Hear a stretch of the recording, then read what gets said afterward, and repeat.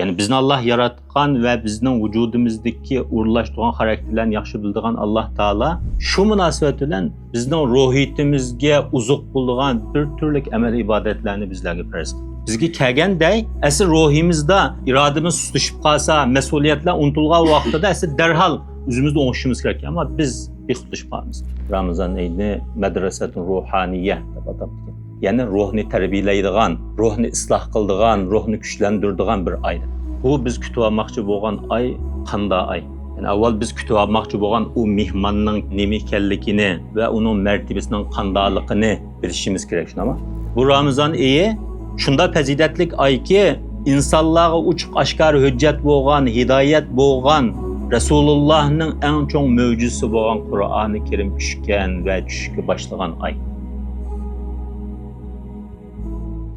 Euzubillahimineşşeytanirracim. Bismillahirrahmanirrahim.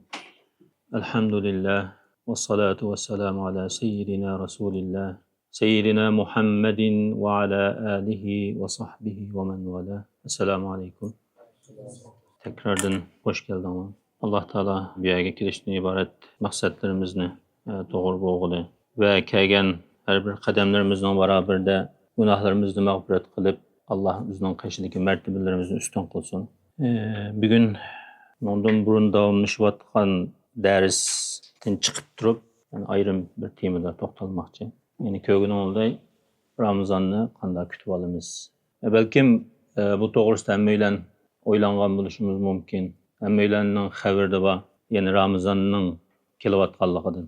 Endi har qanday bir mavsum kelgan vaqtida va yoki belgilangan bir faaliyetning vaqti kelishdan burun tayyorlik qilish bu bir odat har vaqt. Endi buningga Ramazon deb bugun to'xtalgan mazmun asosligi biz kutib olmoqchi bo'lgan Ramazon qanday ay qisqacha tunishib chiqamiz va bu Ramazonni qanday kutib olamiz qisqacha to'xtalamiz. Endi biz davomli deb kelayotgan va hammalarga ma'lumlik bo'lgan bir ish inson cisim ve ruhdan tuzilgan bir barliq. Buni hammalar bilamiz. Yani ko'rangani cisim ve ko'ranmaydigan bir ruh var. O'lak odamga qolsak, o'lib ketgan odamlarga qolsak bilalaymiz, insonda ruh deydigan bir narsa bor ekan, u narsa bo'lmasa inson o'zi mangolmaydi ekan, haq ko'tarmasa degan narsani biz bilamiz. Bu bir haqiqat. Endi shu munosabat bilan, yani inson o'zing ko'zi ko'rinadigan yoki qo'li bilan tuta oladigan narsalarga bakroq ahamiyat beramiz. Masalan, jismimizda bir kasallik bo'lib qolsa, yoki yenimizde pul az qalsa, tamam, yoki telefonimizning tuki az qalsa deganday ishlar bizni bearam qildi. Yani o bizga ko'ranganlik uchun.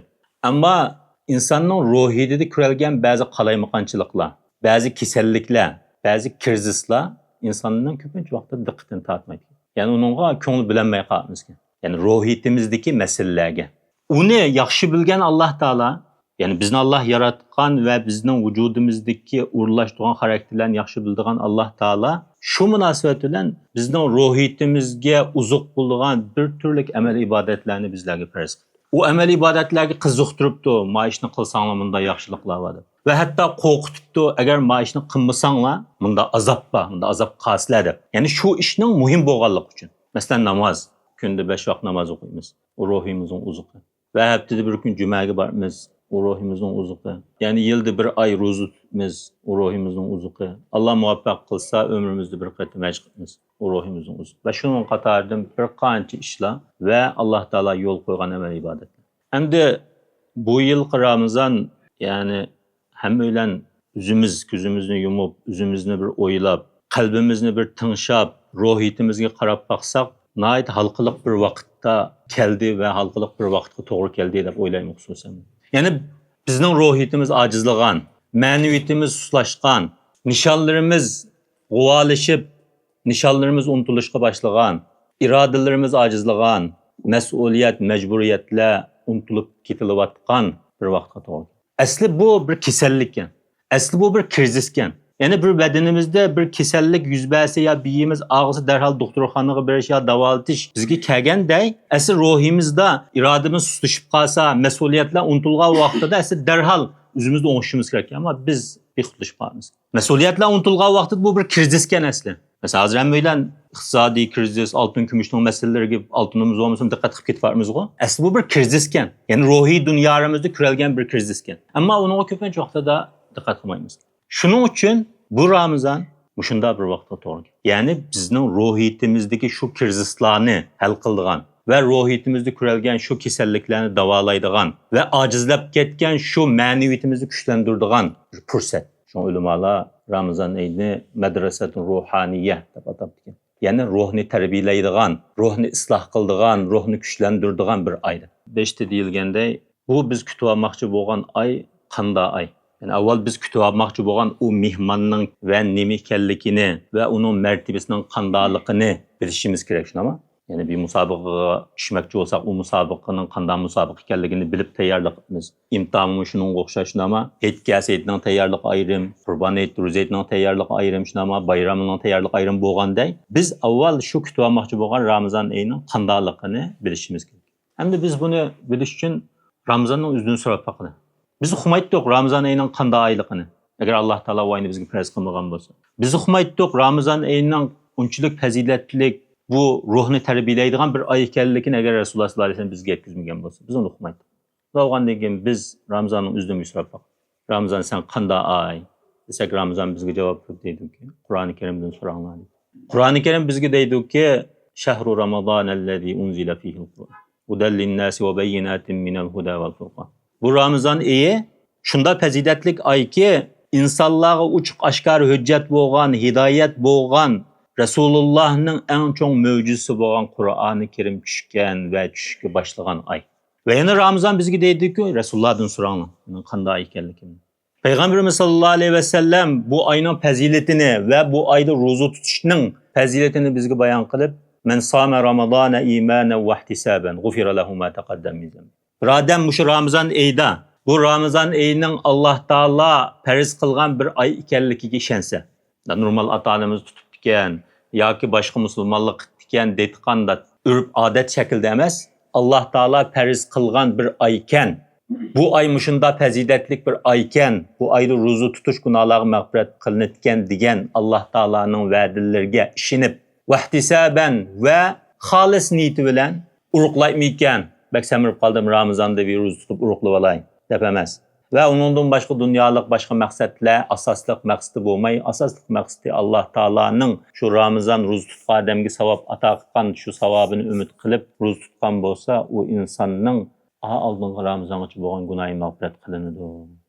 Endi bu Ramazonda kunduzi ro'za tutibmiz, oqshomlari tarovih namozi o'qiymiz. Bu faqat Ramazon oyida bu tarovih namozi. Yana Payg'ambarimiz sollallohu alayhi vasallamning quloq soling deydi, Ramazon ro'zasi bizga "Men qama Ramazona imanan va ihtisaban g'ufira lahu ma taqaddama min."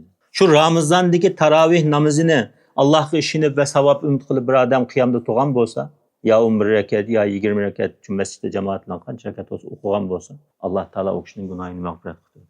Ya'ni bu oyning fazilati, Qur'onda tunishtirgan fazilati va hadisi Rasulullohda tunishtirgan fazilati. Va yana u oyda shu oyning ichiga yushiringan bir kecha bor. Hayrun min alf shahr bo'lgan. Yana Laylatul Qadr kechasi bor. Bu bir kecha 84 yoki 83 yildan yaxshi bo'lgan kecha. Alf shahr 1000 oydan yaxshi bo'lgan kecha. Ya'ni bir odam Payg'ambarimiz sollallohu alayhi vasallam deydi, "Men qama Laylatul Qadr imanan va ihtisaban g'ufira lahu ma taqaddama min." Bir odam shu Laylatul Qadr kechasida Allohga ishonib, Allohning va'dasiga ishonib va Allohdan savob umid qilib shu qadr kechasida qiyomda turgan bo'lsa, amal ibodat qilib o'tkazgan bo'lsa, shu kechini topgan bo'lsa, bu odamning ilgari qilgan gunohlari mag'firat. Alloh taolo Qur'oni Karimda Laylatul Qadr hayrun min alf shahr deydi. Ya'ni shu Ramazonning ichida, Ramazonning kechalarining ichida bir kecha va 1000 oydan yaxshi bo'lgan bir kecha bor. Shuning uchun bu Ramazon fazilatli va ahamiyatli. Ya'ni biz kutib olmoqchi bo'lgan va biz tarafga kelayotgan bu aziz mehmon, bu muborak oy mana shunday. Bu oy shunda fazilatli bo'lganligi uchun Payg'ambarimiz sollallohu alayhi vasallam tayyorligini mushu oydan boshlaydi deydi. Sha'bon oyidan. Ya'ni Ramazon kelishdan burun o'zini ruhiy va jismoniy tarafdan hozirlash, ko'ndirish. Endi biz bu Ramazonni madrasatul ruhaniyya dedik. Ya'ni inson o'zining ruhini tarbiyalaydigan bir oy dedik. Endi bu oyda inson Üzü bilallam qatil. Mesela ondan başqa ayda bizning nafsimiz var. Yaxshiliklarni qilishdan ba'zi bizni cheklab qo'ygan bizning nafsimiz var va shayton bor. Ammo bu oyda ro'za tutish bilan nafsimiz ojizlaydi ekan. Va payg'ambarimiz sollallohu alayhi vasallam deydi, bu Ramazon oyida jannatning eshiklari hammasi ochildi. Va g'ulliqat abwabun niran, jahannamning eshiklari hammasi taqildi. Va suffidat, yoki bir rivoyatda va sulsilat ash-shayatin. Ya'ni shaytonlar bog'landi deydi. Ya'ni inson o'zi bilan qatqan, o'zining aynikini bir kurtqan. Ya'ni mening bu qilayotgan ishim mening xarakterim bo'lib qolgan yoki mening odatim bo'lib qolgan ishmi yoki bu shaytonning vasvasasi bilan bir o'tkinchi ishmi degan narsani ariyalayotgan bir ay. Va yaxshiliklarning ishga echilayotgan, yomonliklarning ishga taqilayotgan bir ay.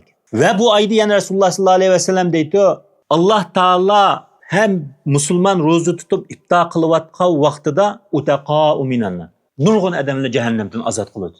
Va zalika fi kulli layla. Alloh taolaning shu jahannamdan ozod qilayotgan ishi Ramazonning hamma kechasida bor. Ya'ni bizning umidimiz go. Ya'ni Allohning rahmatiga erishib, Allohning roziligiga erishib, Allohning jannatiga kirish va jahannamdan yiroq bo'lish. Biz uqmaymiz. Biz jahannam ahlidimmi, jannat ahlidimmi?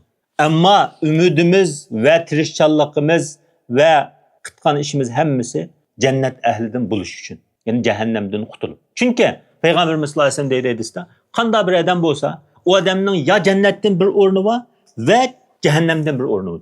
Qanday odam bo'lsa dunyoda Odam alayhissalomdan boshlab ta qiyomat kunisiga tug'ilgan har bir odamning jon egasining jannatdan bir o'rni, do'zaxdan bir o'rni o'tadi. Uni tanlash insonning o'zining ixtiyorligidir. Bu Ramazonda shu jahannamdan ozod bo'lib, jahannamdan qutulish taqdir qilib, shu taqdir yozilgan mush ishlar bo'ludi Allohning izni bilan. Inda kulli fitrin deydi Rasululloh. Ya'ni har iftor qilgan vaqtida va u bir kunlama emas, har kecha davomlashidi u. Shu Ramazonda yana amallar hassilnatgan bir oy. Va shu Ramazonning fazilatlik bo'lishining sababi amallar hassilnatgan. Ya'ni ko'paytirilgan. Shariatda biz bir yaxshilikni niyat qilsaqmi, ya'ni chin niyat qilib, agar qilolmasaqmi Alloh taolo bir yaxshilik qilganlikni ajrini. Agar qila olsak, yaxshilik 10 hassidan va qilgan irodamiz va qilgan yaxshi niyatimizga ko'ra 700 hassigacha hassilni. Endi Ramazonda-chu desa Payg'ambarimiz sollallohu alayhi vasallam deydi. Ramazonda bir odam bir farzni qilgan bo'lsa, 70 farida 70 tane farzni qilganning ajrini oladi. Bir farz amalni qilgan bo'lsa, Ramazonning ro'zasini tutibdi farz, 5 vaqt namozni o'qibdi farz va shuning o'xshash zakot bo'lsa, zakotini bergan bo'lsa va farz amallarni qilgan bo'lsa, Alloh farz qilgan amallarni qilgan bo'lsa, har bir qilganiga a boshdagi 10-700 hassidan boshqa 70 hassigachilik Alloh taolo ajr berdi. Agar bir nafl sunnat amalni qilgan bo'lsa, bir farzning ajrini berdi. Va yana Ramazon oxirida shu ro'za tutgan odamga qiyomat kunisi shafaat qiladi. Agar olim hadis biz dunyoda yaxshi amallarni ko'p qilolmay, oxiratda bizning tarozimiz yenikab qilib, qilgan xatoliklarimiz sababli Alloh saqlasin jahannamga tushib qatgan bir ahvol bo'lib qolsa, al-Qur'on va as-savm yashfa'ani li sohibi. Rasululloh sollallohu alayhi vasallam Qur'on va Ramazon ro'zasi shu Ramazonni tutgan odamga qiyomat kunisi shafaat qiladi. Ya'ni bizning yaxshiliklarimiz yetishmay yoki yomonliklarimiz sababli Allohning azobiga duchor bo'lib qolgan vaqtida Alloh saqlasin, shu vaqtda bu Ramazon bizga shafaat qiladi. Demak, biz kutib olmoqchi bo'lgan va biz tarafga kelayotgan bu Ramazon mana shunda barakatlarga, mana shunda fazilatlarga to'lgan nihoyat muborak bir oy. Endi ikkinchi qadamda Ramazonga qanday tayyorlik qilamiz? Endi biz Ramazonning barakatlarga to'lgan muhim bir oy ekanligi ruhimizni tarbiyalaydigan va Alloh taolaning fazli ihsoni to'kilib turadigan bir oy ekanligini bildik. Albatta o'ylayman, men biraz hayajonlandim. Yani Alloh taolaning mushunda bir fazilatlik bir oyni bizlarga ato qilganligi. Nimishqa davomli, masalan, ma vaqtdan afzal bir yaxshilik qilsak, ondan 700 gacha ajri bor. Ramazonda farz qilsa, 70 tane farzning nafl qilsa, farzning ajri beriladi va qilgan yaxshilik nimishqa hassilnadi deb o'ylab qolishimiz mumkin. Bu birinchidan Alloh taolaning bizlarga ato qilgan fazli ihsoni. Ikkinchidan biz talab qilayotgan, biz erishmoqchi bo'layotgan Alloh taolaning jannati azon emas. Allah'ın matası, Allah'ın meli onda azan mal emas. Da quruq arzu qilib qo'yganға, inshaalloh Allah jannatga güzel deb arzu qilib qo'yganға, yoki alhamdulillah men musulmon deb uning amal qilmay tashlab qo'yganға, qanqa tigilib o'tgan jannat emas. Bizning hayotimiz chekli. Biz burunqi ummatlarga o'xshash 700 yil, 1000 yil yashayotgan ömrümüz yo'q. Eng uzun ömür ko'rsak 100 yil, 120 yil. Bo'lmay qolib qolsa o'ttiruvchi hayotimiz hozir 60-65.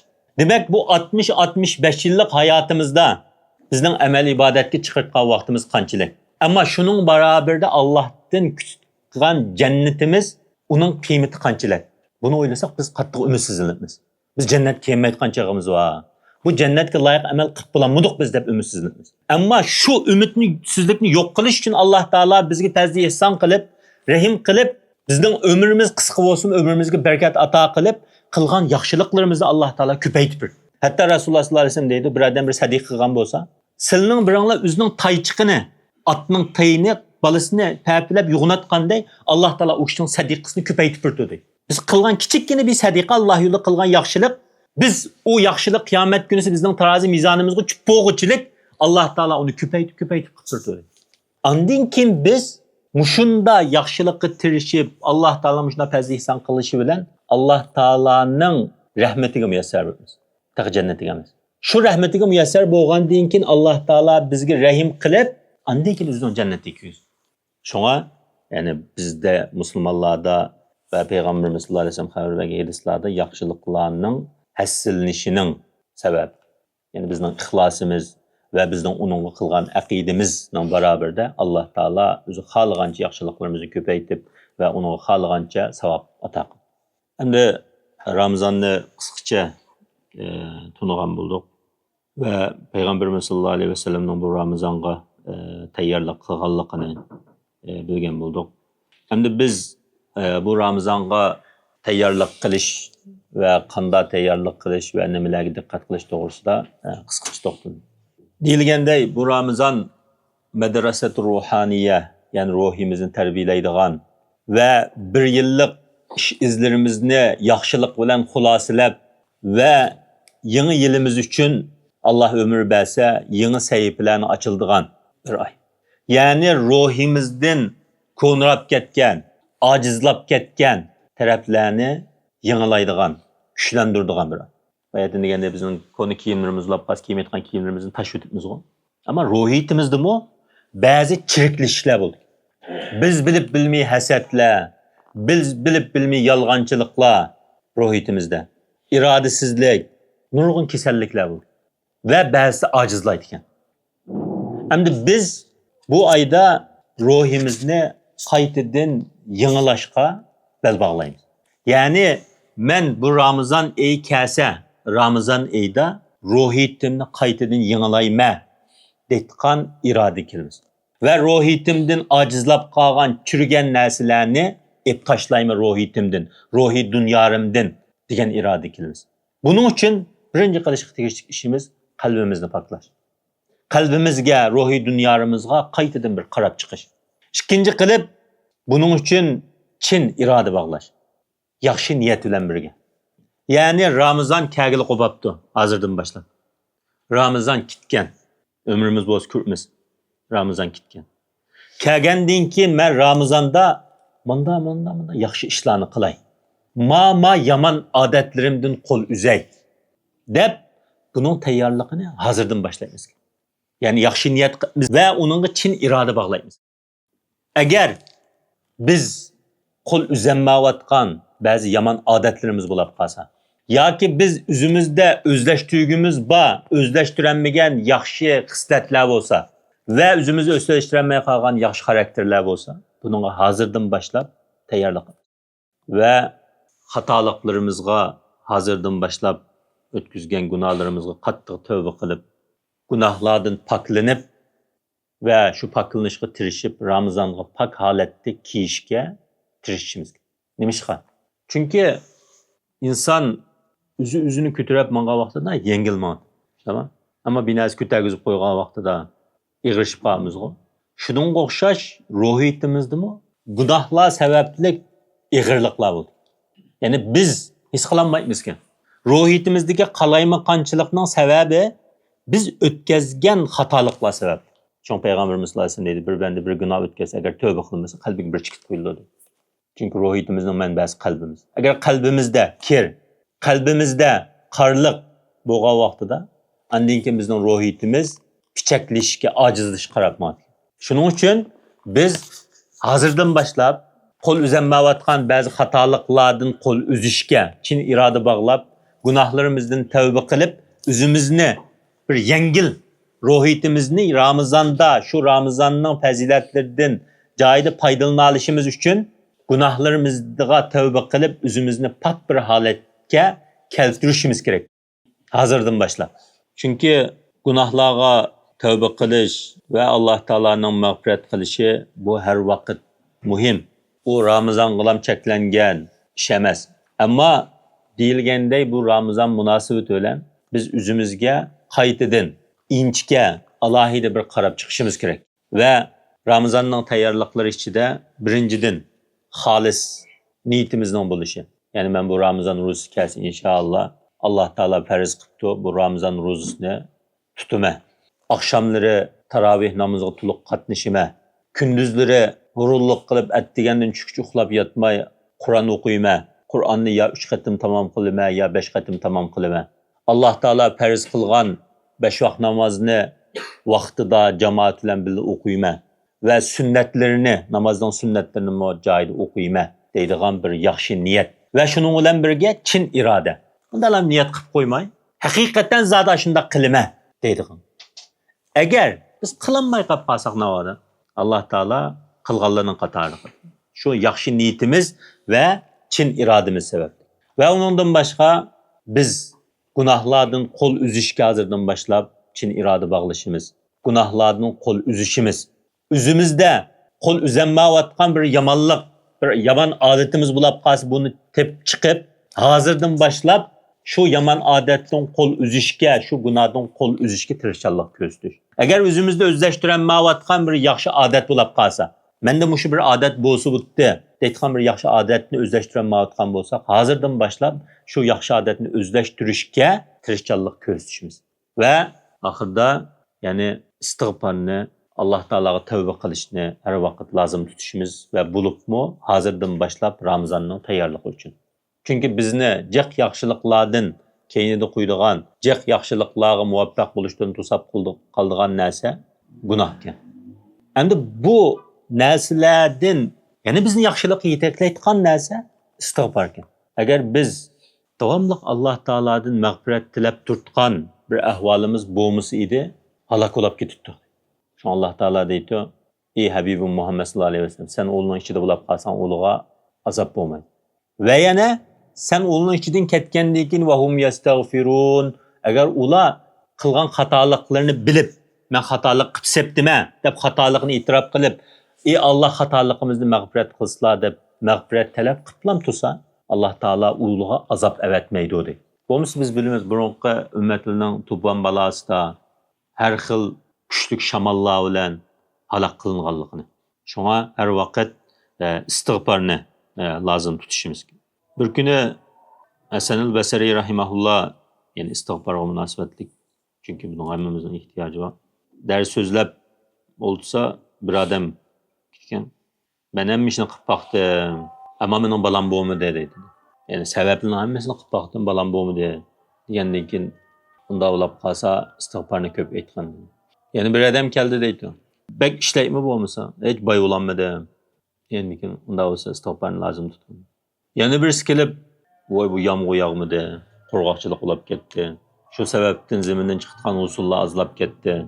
Degandan keyin istig'forni ko'p aytinglar. Andan keyin atrofidagi odamlar ajablanib so'radi deydi. Hasan-ul Basri rahimahulloh. Qanday gap bo'lmaskin istig'for aytdilar-ku. Degandan keyin Alloh taolo degan gap bu deydi. Faqultu astagfiru robbakum innahu kana g'affara. Alloh taologa istig'for aytinglar.